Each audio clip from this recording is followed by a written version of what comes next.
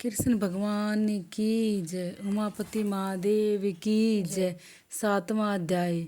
अहिंसा ही धर्म है।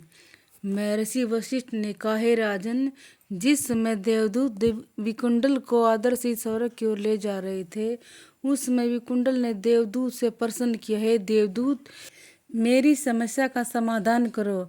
देवदूत ने अत्यंत आदरपूर्वक कहा, बतलाइए, महान आत्मा का क्या प्रश्न है। विकुंडल ने कहा, मेरी समझ में नहीं आता। मेरे भाई को तो चंद्रगुप्त जी ने घोर नरक लोक में भेजा है तथा मुझे स्वर्ग लोक क्यों भेजा।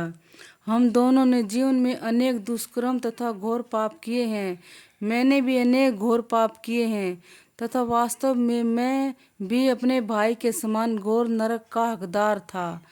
देवदूत ने आदर सहित कहा, हे पुण्य आत्मा, इस तथ्य में शंका नहीं कि आपने अपने भाई के समान अनेक पाप किए हैं, परंतु साधारण पुण्य से भी मनुष्य का मृत्यु पश्चाताप के कर्म फल प्रतीत हो जाते हैं। ऐसे ही आपके साथ हुआ है तथा आप स्वर्ग में सम्मानित अतिथि हो गए हैं।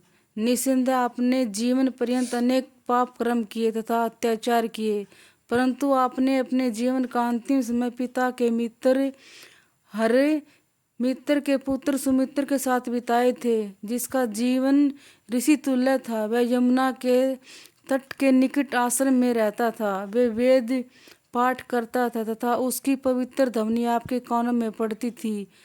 आपने अपनी निकटता में 2 बार माघ स्नान किया था, जिस कारण आपके समस्त पाप नष्ट हो गए हैं तथा स्वर्गलोक के हकदार बन गए हो। वैश्य पुत्र ने देवदूत से प्रश्न किया, हे देवदूत, आप मुझे बताएं, कौन कौन से काम श्रेष्ठ हैं जिससे सद्गति प्राप्त होती है तथा किन कर्मों से मनुष्य नरक को प्राप्त होता है। देवदूत बोले, हे वैश्य पुत्र, अहिंसा ही समस्त धर्मों का मूल है। मांसाहारी नाना प्रकार की पशु योनियों को सेवन करते हैं, इसलिए ऐसे मनुष्य नरक को प्राप्त होते हैं।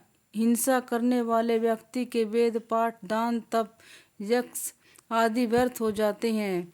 ऐसा मनुष्य सद्गति प्राप्त नहीं करता। इसलिए मनुष्य को चाहिए कि वह जीवों पर दया करे, माघ स्नान, व्रत, तप, जप तथा यथा योग्य दान करे, जिससे मृत्यु के पश्चात सद्गति को प्राप्त करके जन्म मरण के योनि चक्रों से छुटकारा प्राप्त हो। बोलो कृष्ण भगवान की जय। 7वां अध्याय समाप्त। उमापति महादेव की जय।